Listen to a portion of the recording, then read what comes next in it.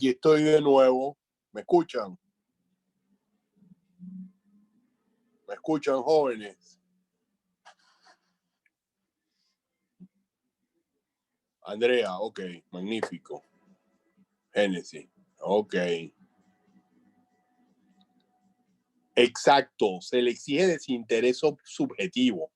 Él no puede estar comprometido personalmente en sus intereses individuales en el tema en el cual él aplica la ley. Pero no se le exige desinterés objetivo, es decir, el ministro no puede expropiar su propia casa. Eso sería violentar la exigencia de desinterés subjetivo. Pero no se le exige al ministro que no expropie para administrar la administración, para que administre el bien expropiado. El órgano de la administración pública que él rige. Entonces se le exige desinterés subjetivo, pero no desinterés objetivo.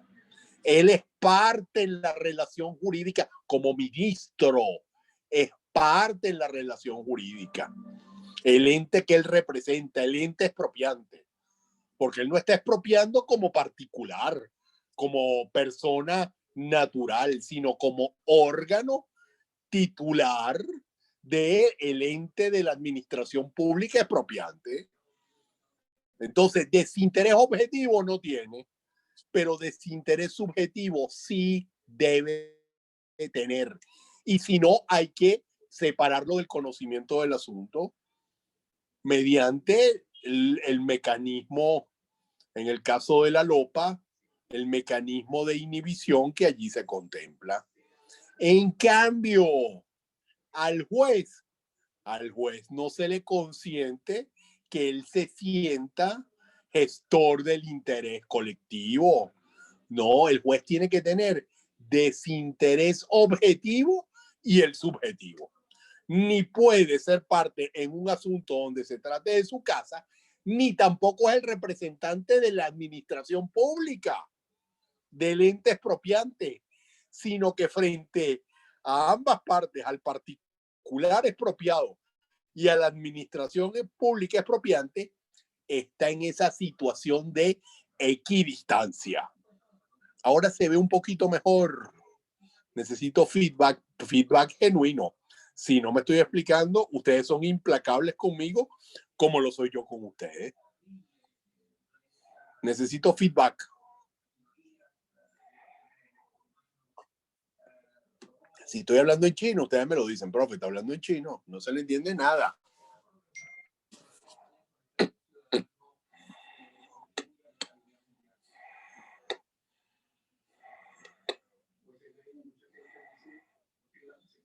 Claro, claro, Erikendi, sí. Claro, ese ejemplo, bueno, por supuesto. Por supuesto que el juez no puede, exacto. Exacto, el juez tiene que tener la máxima imparcialidad que se configura cuando se cumple con el doble estándar. Desinterés subjetivo, que ese es denominador común de ambos, tanto de la administración pública como del juez. Ese es denominador común. Pero además al juez se le exige desinterés objetivo que no se le exige a la administración pública.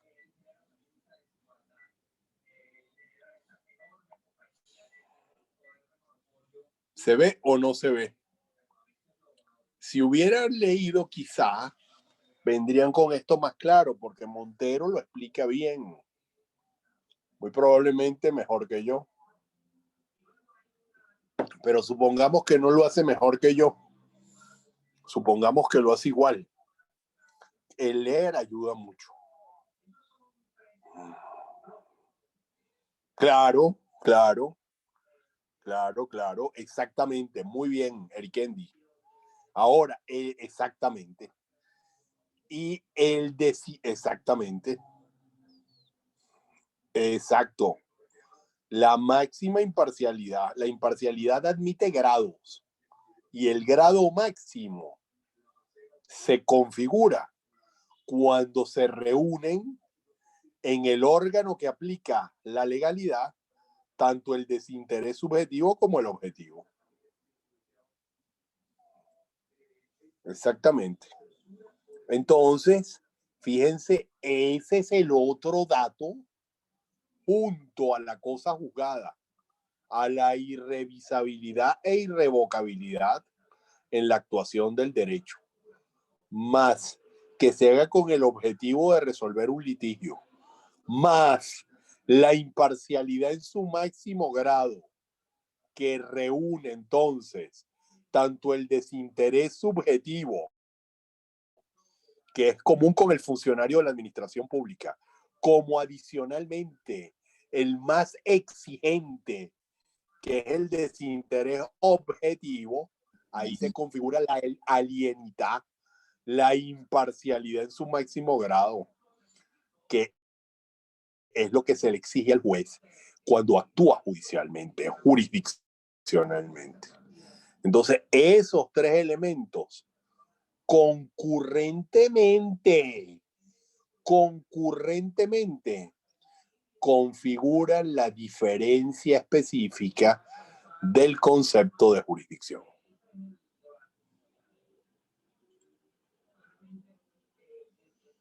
Bueno, mira, si él está dentro de uno de los grados de familiaridad que marca la ley, creo que es en el artículo 82, tengo que buscarlo, del Código de Procedimiento Civil, que establece las causales de recusación e inhibición.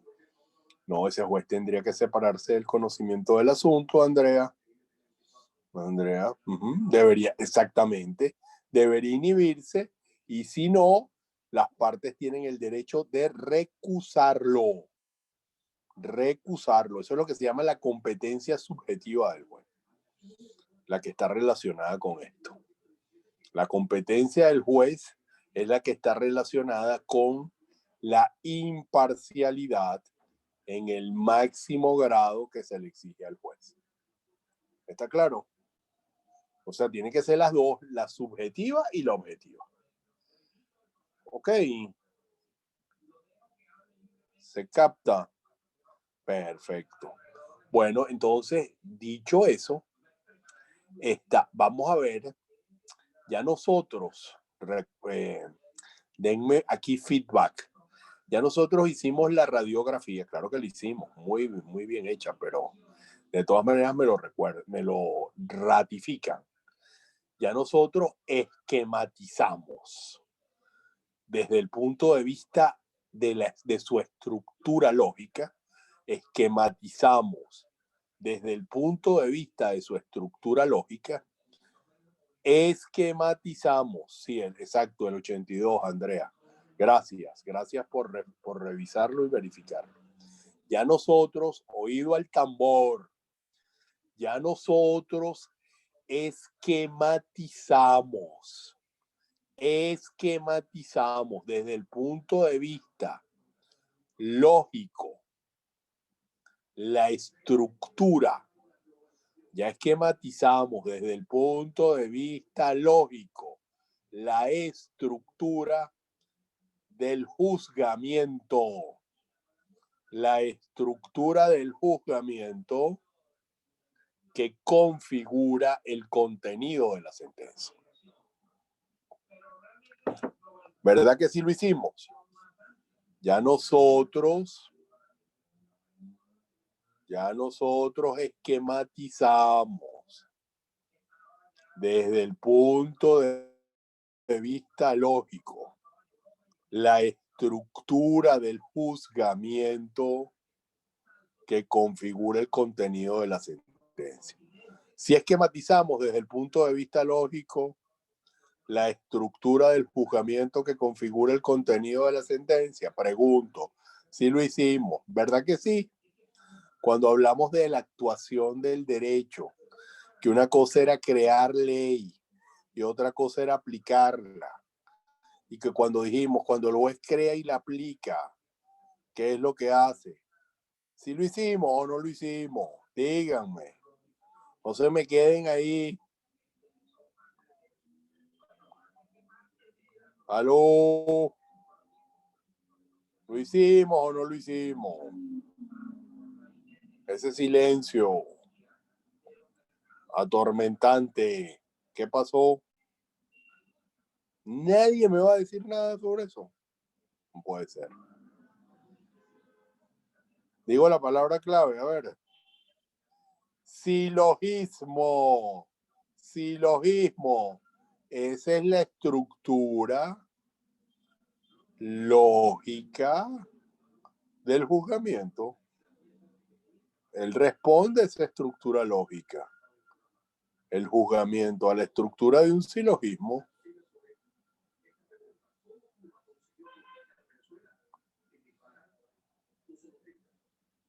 Bueno, ¿quieren que vaya como un ferrocarril y no me pare? Pues si no me contestan, yo voy como un ferrocarril. Me lo avisan. Necesito que me digan sí o no.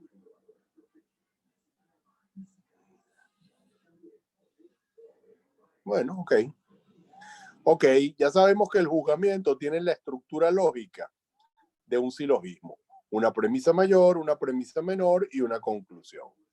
Pues bien, para entender la clasificación de la jurisdicción en jurisdicción de derecho y jurisdicción de equidad, vamos a partir de ese silogismo que configura la estructura lógica del juzgamiento contenido en la sentencia. Y entonces, cuando la jurisdicción es de derecho, que es el principio general, porque se le opone a ella la jurisdicción de equidad, que es de derecho excepcional. Se le opone a la jurisdicción de derecho la jurisdicción de equidad. ¿Cuándo estamos en presencia de la jurisdicción de derecho? Cuando la premisa mayor del silogismo jurídico que configura el contenido del juzgamiento, cuando esa premisa mayor de ese silogismo jurídico no la crea el juez, sino que la crea el legislador. Y el juez se limita a recibir esa premisa. Entonces allí se habla de jurisdicción de derecho, donde la actividad del juez es básica y esencialmente de aplicación de esa premisa mayor a la premisa menor, que son los hechos, para obtener la conclusión que figura en la dispositiva de la sentencia. Esa es la jurisdicción de derecho a que se refiere el artículo 12 del Código de Procedimiento Civil. Si leen el artículo 12, ahí se habla de la jurisdicción de derecho. Frente a la jurisdicción de derecho está la contrafigura, su antónimo, su contracara, si se quiere hablar de una moneda. Una moneda, la jurisdicción, y entonces de un lado la jurisdicción de derecho y del otro lado la de equidad. La jurisdicción de equidad tiene un alcance de derecho excepcional. ¿Por qué? Porque se opone al principio general, que es la jurisdicción de derecho. Por lo tanto, es de derecho estricto. No admite integración analógica, sino interpretación extensiva y, por tanto, aplicación taxativa. Con lo cual, solo se permite cuando se cumplen los estrictos presupuestos que para su procedencia demarca la ley, en el caso del derecho positivo legal venezolano, en el artículo 13 del Código de Procedimiento Civil, que dispone que las partes podrán solicitar la decisión con arreglo a la equidad siempre y cuando el litigio, pretensión más resistencia, verse sobre materia que sea de derecho disponible, es decir, que no sea de orden público, que no sea preeminente el interés colectivo en la relación jurídico-material controvertida, la relación jurídico-material litigiosa, no puede ser de orden público, tiene que ser de lo que se suele llamar el orden privado o derecho disponible. Ese es el primer requisito. Y el segundo requisito concurrente El segundo requisito concurrente es que las partes soliciten de mutuo acuerdo la solicitud, soliciten de mutuo acuerdo que la decisión se produzca conforme a la equidad. ¿Está claro en lo que estamos diciendo?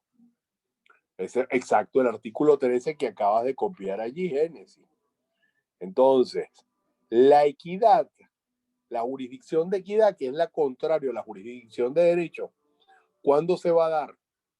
Cuando la premisa mayor del silogismo jurídico, cuando la premisa mayor del silogismo judicial, premisa que configura la estructura lógica del juzgamiento, que es el contenido de la sentencia, porque la sentencia tiene contenido y tiene forma.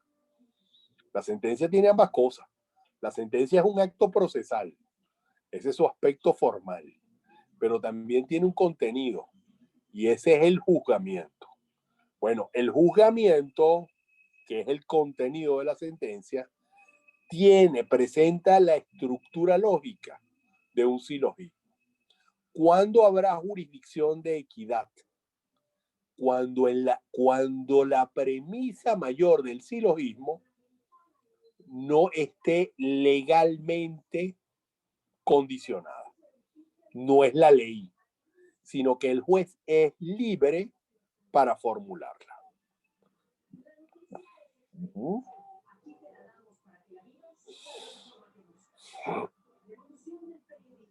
Exacto. Sí, todo eso está muy bien. Pero ahí falta un dato que es clave en eso, que el requisito que no aparece, que es uno que está enunciado. Lo del poder es muy importante, sí. El poder tiene que facultarte expresamente para que solicites por el apoderado, decisión conforme a la equidad. Eso es correcto. Eso está, creo que en el artículo 154 del Código de Procedimiento Civil, y si no en uno de sus próximos, 151, 152. Ahora, pero a 154, ahí lo pusiste tú, exactamente, muy bien. Pero lo importante son estos dos extremos, que uno, las partes lo soliciten de mutuo acuerdo, y dos, que el litigio verse sobre una relación jurídico-material que no sea de orden público, que sea de derecho disponible. Y eso sí falta allí, que es clave. Es clave. Sí, ahora, sí, Andrea, eso está bien.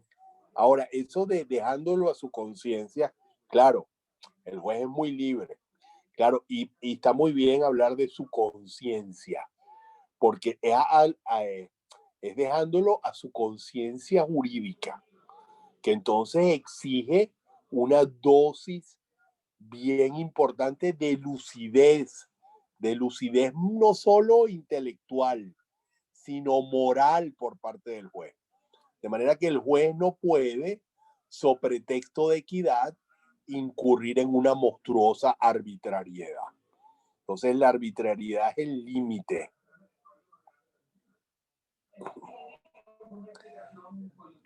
No, no que sea Génesis, que no sea de orden público. Porque ahí dice, no sé si fue que te comiste el no, y fue un lapso. Ahí dice que el litigio verse sobre... Por eso, bien importante. Entonces, insisto, el artículo 13 del Código de Procedimiento Civil expresamente requiere dos requisitos concurrentes para que opere la jurisdicción de equidad. Que los litigantes de mutuo acuerdo soliciten que la liti se resuelva no mediante la jurisdicción de derecho, sino mediante la equidad.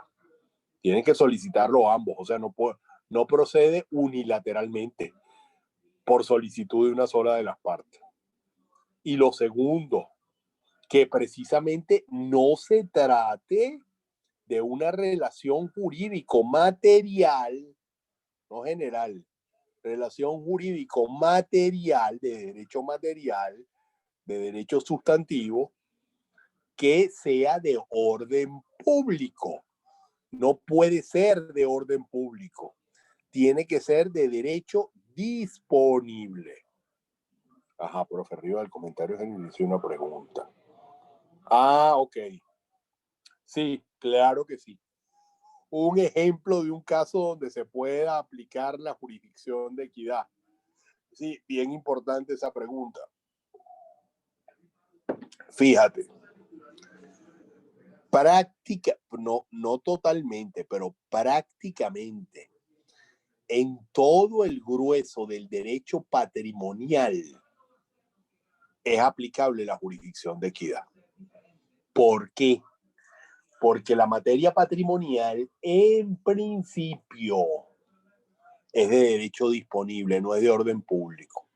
De manera que si yo te hice un préstamo o tú me hiciste un préstamo, Erikendi, y yo estoy obligado a restituir el préstamo, pues yo soy el prestatario y tú eres la prestamista. Esa es una relación jurídico-material. Si yo no te pago oportunamente y tú demandas, ambos podemos pedir que se resuelva conforme a la equidad. ¿Por qué? Porque no es una relación jurídica de orden público. De manera que yo creo que el mejor ejemplo no es en los casos en que se puede, Erikendi, sino que lo que yo creo que te sería más útil, un ejemplo donde no se pueda aplicar la jurisdicción de equidad. Que tú digas, porque el grueso de las materias jurídicas admiten jurisdicción de equidad cuando se trata del derecho civil, del derecho privado, del derecho mercantil. Hay sus excepciones y vamos a ver de esas excepciones. O sea, el orden público, a pesar de que en Venezuela, por esta ideología perversa que se ha tratado de instalar desde ciertos sectores oficialistas y que no tiene respaldo constitucional, a pesar de que el orden público ha tendido a agrandarse ilegítimamente más allá de lo que permite la Constitución, el orden público en buen derecho, atendiendo al diseño constitucional, atendiendo al diseño institucional que está previsto en nuestra Constitución, tiene un tinte, un alcance de derecho excepcional. Recuerda que lo opuesto al orden público es el principio de la autonomía de la voluntad privada. De manera que decir derecho disponible o de orden privado es en definitiva, de la manera más apropiada y técnica, referirse al principio de la autonomía de la voluntad privada. Entonces, cuando la relación jurídico-material litigiosa se rige por el principio de la autonomía de la voluntad privada, ahí sí procede solicitar la jurisdicción de equidad. Pero cuando la relación jurídico-material litigiosa es de orden público, no procede de equidad.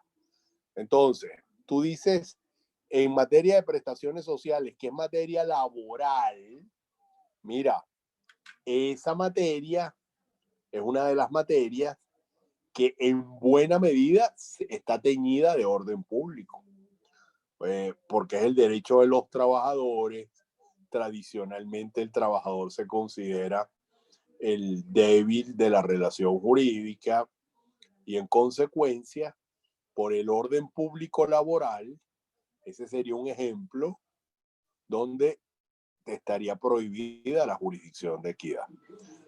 Ahora bien, no todo lo que es materia laboral es de orden público, cuidado, hay que tener eso claro, ¿no? Son los derechos legalmente mínimos, pero no todo lo que se conceda por encima de lo legalmente mínimo está investido de esa cualidad de orden público. El concepto de orden público no es tan plano, es un concepto con aristas, Es un concepto poliédrico, es un concepto gradual. No es estoy embarazada o no estoy embarazada. Hay otro orden público y no orden público, admite grados. Es decir, no aplica respecto al orden público, al binomio orden público, autonomía de la voluntad privada. No aplica la lógica binaria del todo o nada. No aplica la lógica divergente de lo gradual, que es tan importante para un jurista. Una materia de claro orden público también, del derecho civil, sin tenernos que ir a un derecho especial como el laboral. Lo que es de orden público es el proceso de incapacitación. Proceso de incapacitación por interdicción o inhabilitación. Esa es materia de orden público. Y entonces no admite en esos procesos civiles de incapacitación que son de orden público, no se admite la jurisdicción de equidad. Me estoy explicando. Génesis, dame feedback si el ejemplo sirvió. Eric Kendi, que me pediste el ejemplo. Dame feedback. Ajá, tú dices que sí. Y Eric Kendi sí. Ok. Bueno, entonces ya tenemos. Ahora, fíjate tú. Entonces sabemos lo que es la jurisdicción de derecho.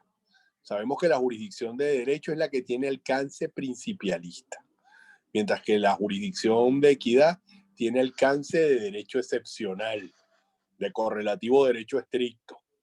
No admite integración analógica ni interpretación extensiva, sino que obliga a la aplicación taxativa.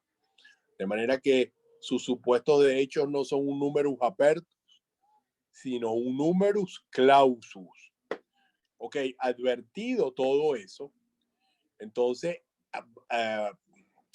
proyectando la atención sobre la jurisdicción de equidad, hay que decir un par de cosas. Primero, importante, la jurisdicción de equidad no es una patente de corso para la arbitrariedad judicial. Aquí se impone tener presente lo que como principio consagra el artículo 23 del Código de Procedimiento Civil. Ese artículo 23 marca la pauta de los límites de la discrecionalidad judicial. Es decir, porque aquí hay una máxima discrecionalidad judicial en cuanto a la cuestión de derecho, en la jurisdicción de equidad. Vamos a llamar cuestión de derecho a la premisa mayor del silogismo y cuestión de hecho a la premisa menor del silogismo. Bueno, en cuanto a la cuestión de derecho, hay una máxima discrecionalidad en favor del juez en la jurisdicción de equidad. En la jurisdicción de derecho, esa discrecionalidad se ve bastante reducida, bastante limitada, no totalmente excluida. Pero a la hora de tener conciencia acerca de cuáles son los límites jurídicos que incluso a ese máximo grado de discrecionalidad que le ofrece al juez la jurisdicción de equidad, esos límites que allí se le imponen, hay que tener presente lo que dispone el artículo 23 del Código de Procedimiento Civil. Ese artículo 23 del Código de Procedimiento Civil, búsquenlo allí, pero lo recuerdo porque lo he leído mucho y lo he nombrado mucho. Cuando dice, cuando en la ley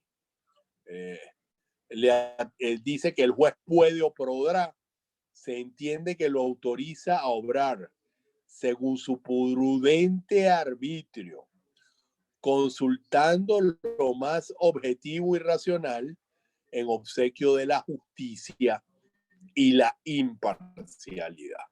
Bueno, ¿eso qué está diciendo? Sí, libertad decisoria sí, discrecionalidad sí, pero no para llegar a los límites de la arbitrariedad.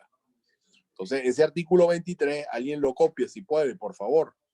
Entonces, ese artículo, gracias, Génesis.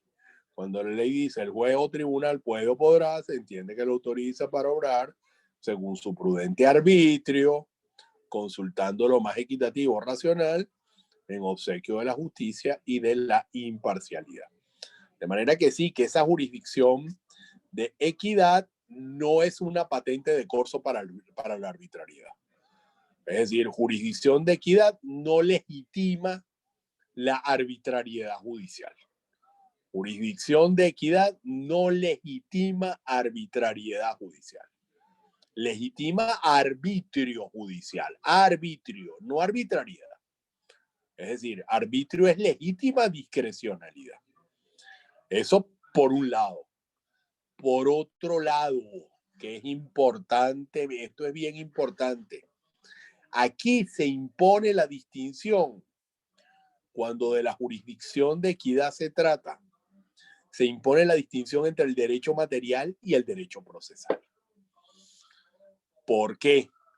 Porque el juez que tiene atributos para resolver el litigio conforme a la equidad no puede violentar las exigencias del proceso debido y en general las reglas del derecho procesal.